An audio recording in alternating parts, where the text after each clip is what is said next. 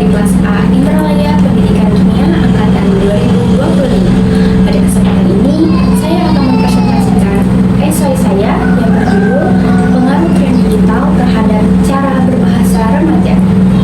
Di zaman sekarang, teknologi digital sudah menjadi bagian penting dalam kehidupan sehari-hari.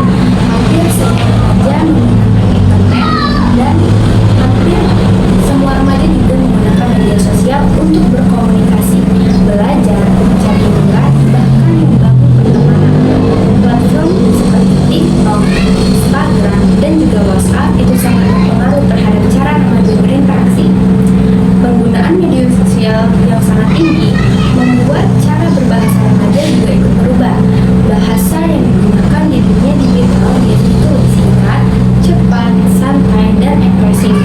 Banyak kata-kata baru yang muncul dari tren internet seperti singkatan, istilah gaul, hingga campuran bahasa asing. Hal ini menunjukkan bahwa media sosial menjadi tempat berkembangnya bahasa secara aktif. Bahasa tidak lagi hanya dipelajari di sekolah atau digunakan dalam buku, tetapi juga terus berubah mengikuti perkembangan zaman dan kebutuhan komunikasi sehari-hari. Di dalam esai ini, saya membahas bahwa media sosial bukan hanya alat untuk menyampaikan pesan, tetapi juga tempat bagi remaja untuk menunjukkan identitas diri. Cara seseorang berbicara atau menulis di media sosial seringkali mencerminkan kepribadiannya, gaya hidup, dan kelompok sosialnya. Contoh, banyak remaja menggunakan campuran bahasa Indonesia yang dicampur dengan bahasa Inggris dalam satu kalimat. Fenomena ini disebut dengan campur kode atau ahli kode. Misalnya, saat seseorang berkata, "Aku lagi healing banget minggu ini," atau "Aku lagi down," penggunaan campuran bahasa seperti itu dianggap modern dan mengikuti tren. Bagi sebagian remaja, hal tersebut menjadi cara untuk terlihat lebih percaya diri dan dekat dengan budaya global. Di satu sisi, fenomena ini menunjukkan dalam berbahasa. Remaja mampu menyesuaikan bahasa dengan situasi dan audiens yang mereka hadapi. Mereka juga lebih terbuka terhadap perkembangan budaya dari berbagai negara. Namun, di sisi lain, penggunaan bahasa campuran yang berlebihan itu juga bisa membawa dampak negatif. Jika dilakukan terus-menerus tanpa dapat memahami konteks, remaja bisa mengalami kesulitan menggunakan bahasa Indonesia baku dengan benar. Selain itu, kebiasaan menulis singkat di media sosial juga mempengaruhi kemampuan menulis formal.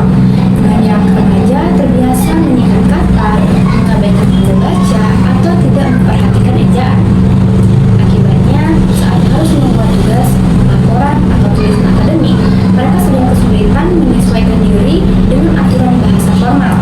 Hal ini tentu menjadi tantangan karena kemampuan berbahasa formal sangat penting dalam dunia pendidikan dan juga pekerjaan. Oleh karena itu, penting bagi remaja untuk memahami bahwa setiap situasi itu membutuhkan pilihan bahasanya yang berbeda-beda.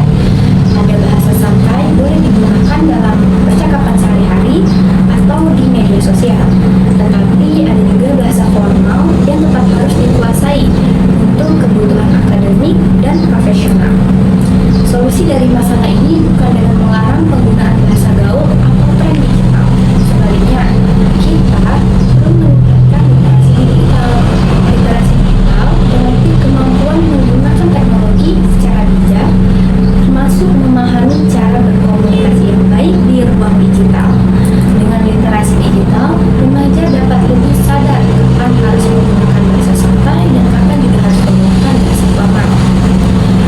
Dengan begitu, siswa dapat belajar secara lebih relevan dan memahami bahwa bahasa terus berkembang, tetapi tetap harus digunakan sesuai konteks. Kesimpulan dari esai ini adalah bahwa tren digital membawa pengaruh besar terhadap cara berbahasa remaja. Pengaruh tersebut bisa berdampak positif